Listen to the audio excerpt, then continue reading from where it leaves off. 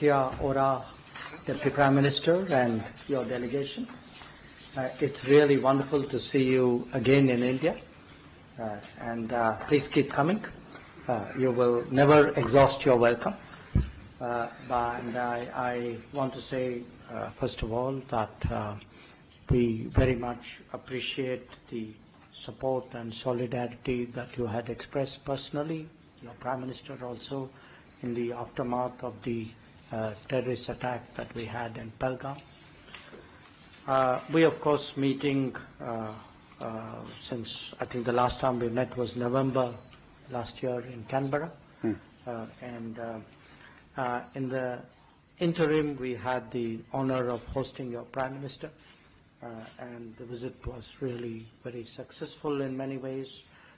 Delighted that we've launched the FTA negotiations and concluded a number of agreements.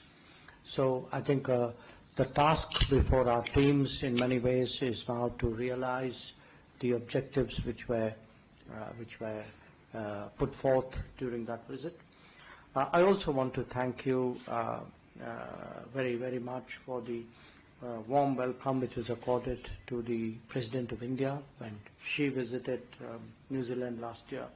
And I think she was very appreciative, very struck by the generosity and the kindness with which she was welcomed.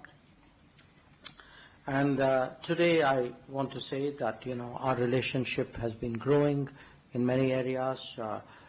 We attach a lot of importance to the deepening of our defense and security partnership, to the expansion of our trade and investment relationship.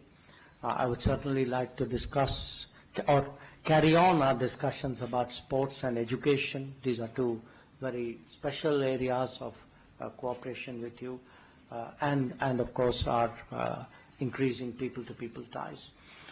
So we've had in the last few years, I think, much more frequent exchanges. I thank you personally for setting an example in that regard.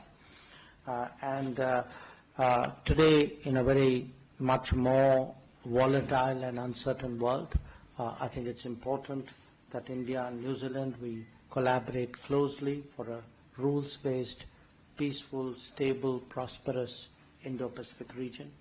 Once again, a very warm welcome. I look forward to our discussions today, both to take stock of our relationship and to see what we could be doing to give it much more concrete shape. Thank you.